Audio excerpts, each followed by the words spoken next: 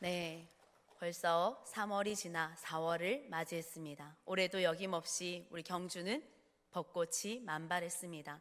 올해는 작년과 다르게 활짝 핀 벚꽃을 보면서 그저 웃을 수만은 없는 계절을 맞이합니다.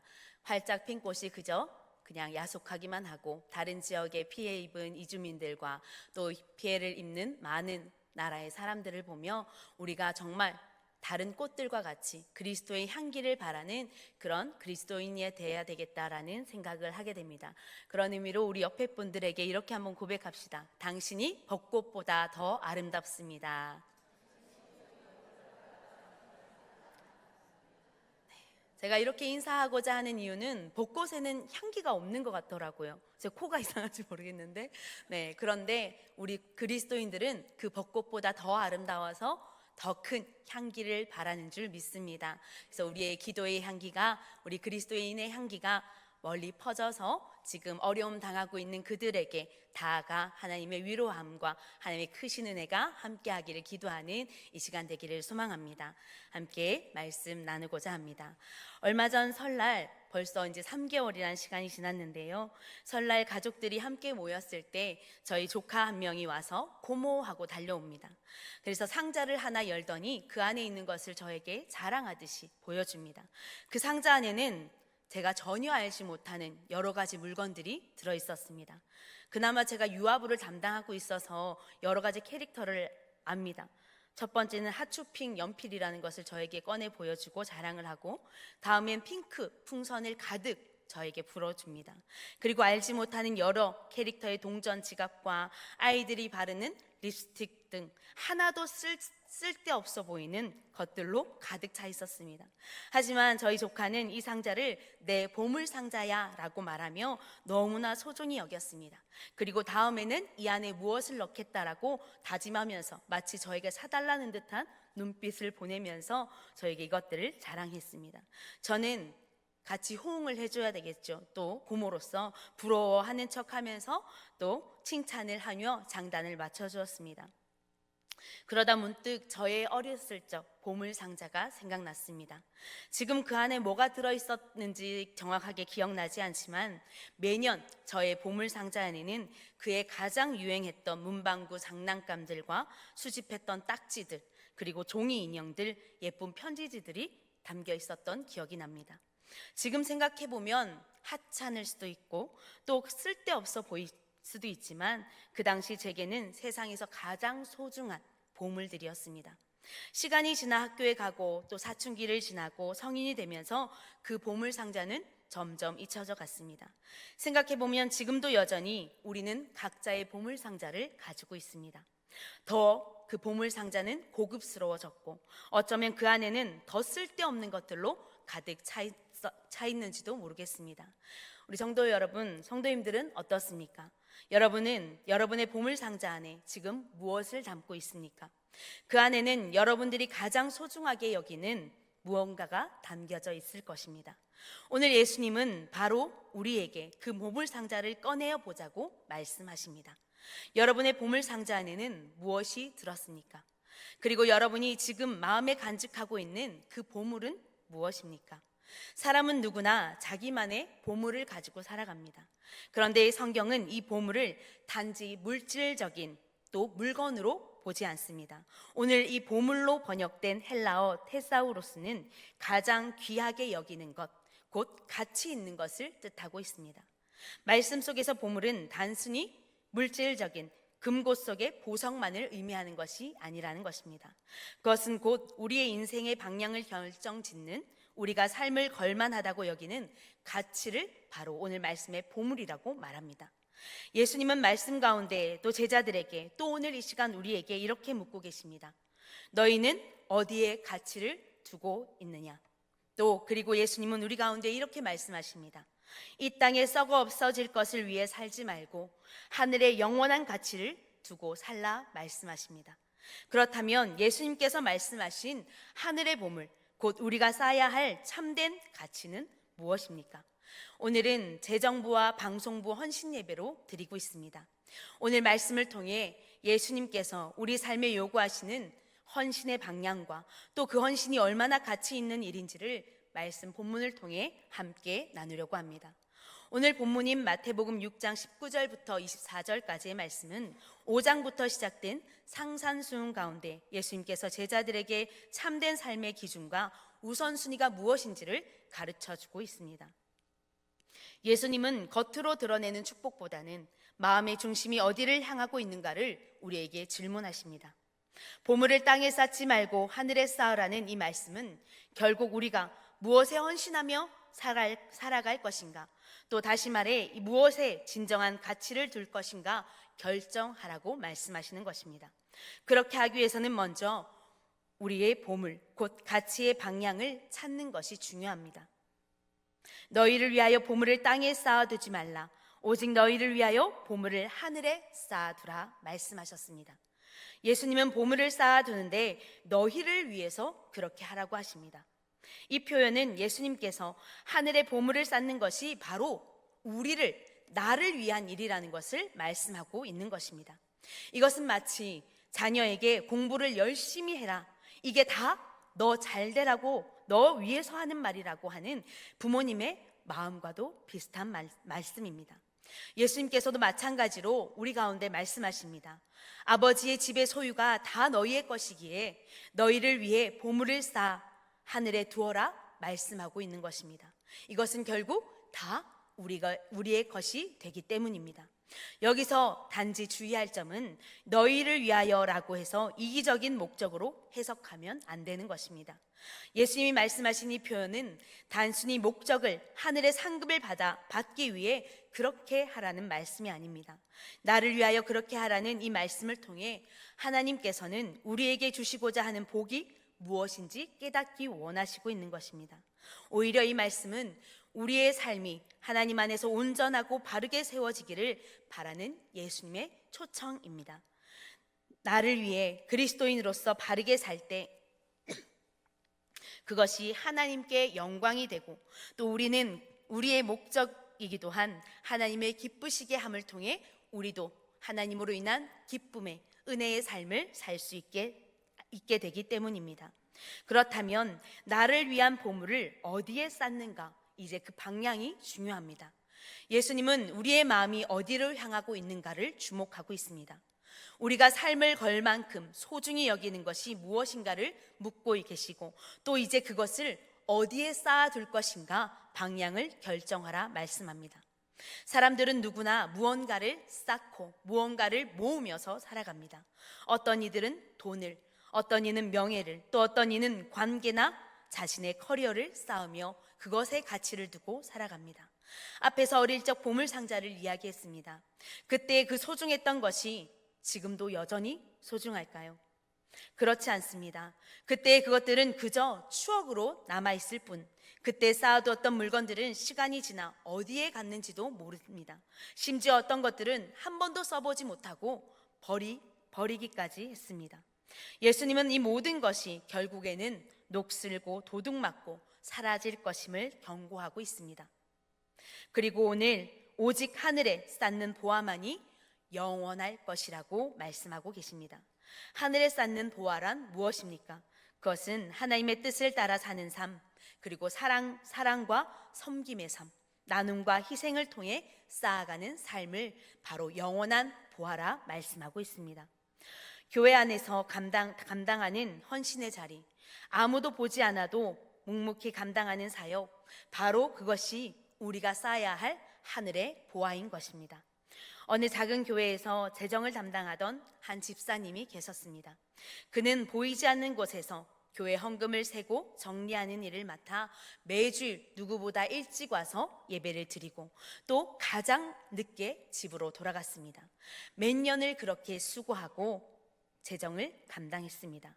사람들은 그 집사님의 수고를 알긴 알았지만 그렇게 수고스러운 일을 감당하고 있는지는 몰랐을 것입니다. 집사님은 나중에 재정부를 내려놓으면서 이런 고백을 했다고 합니다. 처음엔 내가 교회를 위해 헌신하고 내가 일한다고 생각했는데 시간이 지날수록 내가 이 일을 통해 더 큰 은혜를 받고 있다는 것을 알게 되었습니다. 이 일이 결국은 저 자신을 위한 축복이었습니다 라고 고백했다고 합니다. 바로 이것이 나를 위해 하늘의 보화를 쌓는 것입니다. 그의 수고는 땅의 보화로 남지 않았지만 하늘에는 분명히 기억되고 있었을 것입니다. 우리도 이 시간 함께 돌아보길 원합니다. 나는 지금 어디에 내 시간을 쏟고 있는가? 무엇을 가장 귀한 것으로 여기고 어디에 그 보물을 쌓고 있는가? 하나님은 오늘도 우리에게 물으십니다. 너는 땅의 보화를 쌓고 있느냐? 아니면 하늘의 보화를 쌓고 있느냐? 혹여 성도님들의 섬김과 사역의 의무감으로 그것이 변질되고 있다면 이 말씀이 여러분에게 도전이 되기를 소망합니다. 여기 오늘 헌신을 다짐하는 재정부와 또 방송부 성도님들이 있습니다. 재정을 담당하는 사역은 쉬운 일이 아닙니다. 그래서 때로는 너무 부담을 가진 나머지 내가 이 일을 왜 해야 되지? 라는 마음이 들었던 적들도 있을 것입니다. 또 방송부를 섬기는 성도님들, 잘해도 아무도 알아주지 않고 조금만 실수하면 바로 어떻게 합니까? 방송부를 향해 눈을 치켜둡니다. 내가 이걸 왜 하고 있나? 라는 생각이 스쳤을 때가 한두 번이 아닐 것입니다. 그 외에 수많은 사역을 감당하고 있는 여기 있는 모든 성도님들이 한 번쯤은 내가 이 수고로운 일을 못하라 하고 있나? 라고 의문이 들었던 적들이 많았을 것입니다. 우리의 헌신은 모든 순간이 하나님의 나라의 보화를 쌓는 거룩한 시간임을 우리는 기억해야 됩니다. 그리고 지금도 그 보화를 쌓고 있다는 것을 잊지 마시고 내게 맡겨지신 그 사역, 그 보화들이 하나님 나라에 차곡차곡 쌓여져 가고 있다는 것을 반드시 기억하시기 바랍니다. 헌신의 가치를 더욱 분명히 알기 위해서는 예수님은 우리의 시선에 대해 중요한 말씀을 하고 계십니다.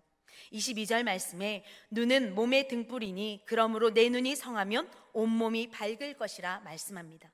이 구절에서 눈은 단지 육체적인 눈이 아니라 우리의 인생을 바라보는 영적인 시선, 즉 가치관의 태도를 말하고 있습니다. 여기에도 안경이나 지금 렌즈를 끼고 계신 우리 성도님들이 많이 보입니다. 눈이 어두워 보이지 않으면 인상을 찌푸리게 됩니다. 이로 인해 사람들의 오해를 받기도 합니다. 바로 이 이야기는 제 이야기입니다. 제가 눈이 어중간하게 나쁘기 때문에 안경을 잘 쓰지 않습니다. 그래서 저 멀리 있는 성도님들을 보려면 미간을 찌푸리며 이렇게 쳐다봐야 합니다. 제가 사실 어디 가서 인상 좋다는 말을 한 번도 들어본 적이 없습니다. 제가 항상 뭔가를 보려면 인상을 찌푸리고 있어서 그런지 항상 얼굴 좀 펴라 라고 저희 어머니가 항상 말씀하시거든요. 자면서도 제가 인상을 쓰고 잔다고 어머니가 말씀하십니다. 그래서 멀리 있는 사물이나 사람을 보려면 얼굴을 찌푸리게 되고 그것이 이제는 제 습관이 되고 말았습니다. 혹시 제가 얼굴을 찌푸리고 있더라도 제가 기분이 나쁜 상황이 아님을 기억해 주시기 바랍니다. 예수님께서 눈으로 우리가 바라봐야 할 시선에 대한 비유를 하신 이유가 있습니다. 당시 유대인들에게 좋은 눈이란 선하고 너그럽고 관대한 성품을 의미하고 있었고 나쁜 눈은 탐욕스럽고 시기하는 마음을 의미했기 때문에 이 예화를 들면 제자들이 무슨 말을 하고 있는지 한 번에 알아들을 수 있었기에 이 눈에 대한 예화를 말씀하고 있습니다. 그래서 제자들에게 눈에 대한 이 비유의 의미는 눈이 밝으면 이 땅의 보화가 아닌 보이지 않는 하늘의 가치를 보게 될 것이라 말씀해 주십니다. 사역의 자리에서 우리가 어떤 시선을 갖고 있는지가 매우 중요합니다. 우리가 어떤 일을 할 때 사람의 눈과 말을 신경 쓰거나 그것에 계속 집중을 하다 보면 시험에 들거나 좋은 마음도 금세 지쳐버리고 맙니다. 우리가 바라보는 중심이 하나님인지 아니면 사람의 시선인지에 따라 사역의 내용은 전혀 달라지기 때문입니다. 제가 고등학교 때 중고등부 회장을 맡았습니다. 왜냐하면 교회에 청소년들이 너무 작았기 때문에 돌아가면서 임원들을 맡고 있었습니다. 근데 말씀드렸다시피 교회가 아주 작았기에 그때에는 제가 고등학생인데도 불구하고 교사도 하고 성가대도 하고 또 임원도 했었습니다. 그때마다 제가 지나가면 우리 모든 성도님들이 아이고 우리 혜숙이 잘한다, 아이고 착하다 하면서 모든 성도님들이 저를 칭찬해 주었습니다.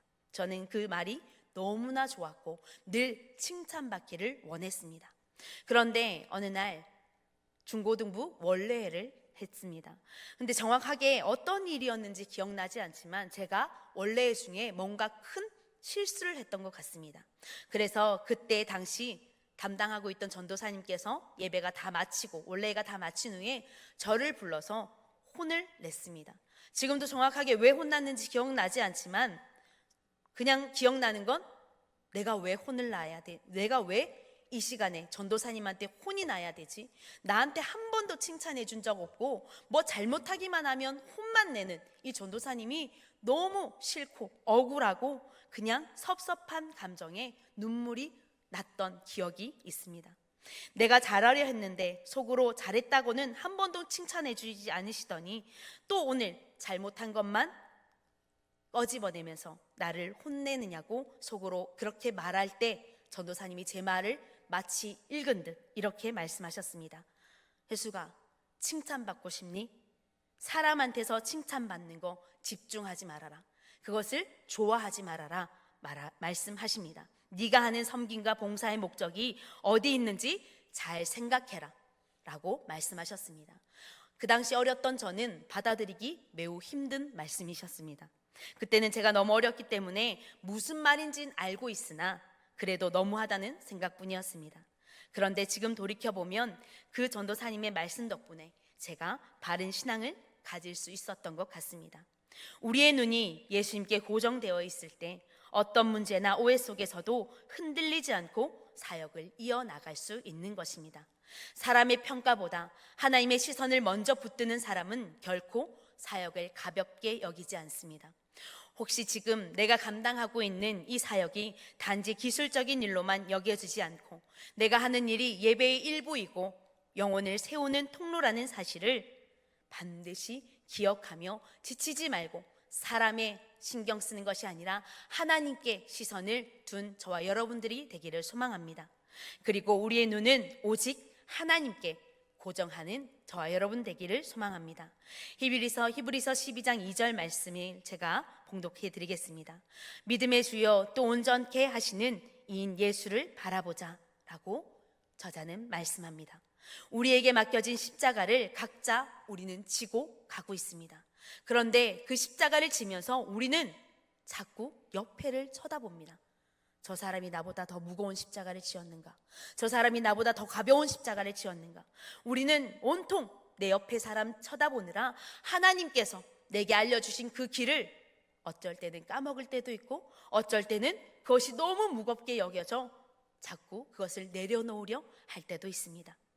내게 허락하신 그 십자가조차도 함께 지어주시길 원하시는 성령 하나님을 이 시간 의지하시길 바랍니다. 예수님만을 바라보며 나아가는 저와 여러분 되기를 소망합니다. 더 이상 옆에 사람 눈치 살피지 마시고 사람들의 말에 너무 귀 기울이지 마시고 나를 향하신 그 하나님의 시선과 그 하나님의 마음을 쫓아가는 여러분 되기를 소망합니다. 그렇다면 이 모든 헌신의 중심에서 우리는 누구를 주인으로 삼고 있는가? 이 질문을 마지막으로 깊이 묵상해 보길 원합니다. 우리는 맡겨진 보물을 창고에 쌓는 일을 하는 청지기들입니다. 우리가 주인이면 이런 일을 할 필요가 없습니다. 우리는 이 일에 쌓는 일을 맡겨진 청지기라서 이 일을 우리는 하고 있는 것입니다. 그렇다면 이 일을 누가 시켰는가? 시킨 주인을 바로 알아야 합니다. 6장 24절의 말씀에 보면 한 사람이 두 주인을 섬기지 못할 것이니 혹 이를 미워하고 저를 사랑하거나 혹 이를 중히 여기고 저를 경히 여김이라 너희가 재물을 섬기지 못하느니라 라고 겸하여 섬기지 못하느니라 라고 말씀하고 있습니다. 예수님은 이 말씀에서 헌신의 가장 근본적인 질문을 던지십니다. 너의 주인이 누구이냐? 우리는 주님의 일을 하고 있다고 말하지만 실제로는 자기 중심의 인정의 욕구나 세상의 보상을 쫓아 살아가고 있는 자들입니다. 이것이 바로 잘못된 나를 위해 보물을 쌓는 사람들입니다. 당시 제자들은 예수님을 따랐고 예수님을 통해 많은 이적과 말씀을 들었습니다. 예수님을 주님이라 고백했지만 이들은 결국 어떻게 되었습니까? 결국 예수님께서 십자가에 죽으시는 그때까지도 제자들은 자신의 안위를 걱정했고 앞으로 살아갈 일을 서로 도모했습니다. 예수님께서는 지금 이 말씀 가운데 인간인 우리의 연약함을 너무나 잘 아십니다. 구약에서 율법을 주시며 가장 첫 번째로 주신 말씀이 나 외에 다른 신을 내게 두지 말고 다른 우상을 만들지도 그 앞에 절하지도 말라는 것이었습니다. 그리고 마음과 뜻과 목숨을 다해 하나님을 섬기라고도 말씀하셨습니다. 여러분은 어느 쪽에 서 계십니까? 두 곳에 한 발 한 발을 걸쳐놓고 계십니까? 이 말씀은 결단코 세상과 단절하라는 말씀이 아닙니다. 모든 목적이 하나님께 있어야 함을 말씀하고 있는 것입니다. 우리에게 삶의 터전을 허락하시고 재물을 통해 먹고 살 수 있게 하시고 또 우리에게 가진 것으로 마음껏 섬기고 봉사할 수 있도록 허락하신 분이 누구인가 분명히 알고 살라고 하는 말씀입니다. 청지기인 우리가 내 주인이 누구인지를 잃어버릴 때 청지기의 사명은 끝나는 것입니다. 더 이상 청지기라 부를 수 없습니다. 사랑하는 청지기 여러분, 헌신이란 이름 아래 하나님이 아닌 내가 주인이 되었다면 빨리 그 보좌의 자리를 하나님께 내어드리길 원합니다.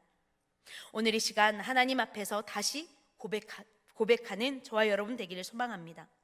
주님, 제가 다시 주님만을 주인으로 삼겠습니다. 사람의 시선이 아니라 하나님의 시선을 따라 사는 청지기가 되겠습니다라고 고백하는 저와 여러분 되기를 소망합니다. 그리고 오늘 헌신을 다짐하는 재정부와 방송부 또 여기 모인 모든 사랑하는 우리 성도님들, 오늘 말씀을 통해 우리는 헌신이 단순한 봉사가 아니라 하늘의 보화를 쌓는 일이자 예수님을 바라보는 시선이며 하나님을 주인으로 섬기는 마음의 고백임을 함께 나누었습니다. 교회의 가장 중요한 일은 보이지 않는 자리에서 묵묵히 헌신하는 분들의 손에서 이루어진다는 것을 우린 너무나 잘 알고 있습니다. 여러분들의 손끝이 한 발걸음이 수고가 교회를 세우고 하나님 나라를 이루고 있는 줄 믿습니다. 갈라디아서 6장 9절의 말씀을 제가 읽어드리겠습니다. 우리가 선을 행하되 낙심하지 말지니 때가 이름에 거두리라. 아멘. 오늘 이 시간 다시 주님 앞에 마음을 열고 고백하며 다짐하는 시간 되길 소망합니다. 오늘 우리는 사순절을 보내고 있습니다. 이 시간 친히 우리의 발을 씻기시며 먼저 우리의 섬김의 본이 되어주신 그 예수님의 섬김을 따라가는 우리는 예수님의 제자들입니다. 그 모습을 따라 우리도 예수님의 섬김의 모습을 닮아가는 모두가 되기를 소망합니다. 이렇게 우리의 헌신을 하나님께만 쌓는 삶을 통해 하나님께 영광이 되며 우리의 삶이 그로 인해 기쁨을 얻는 모든 성도님들의 삶이 되기를 축복합니다. 함께 기도하겠습니다.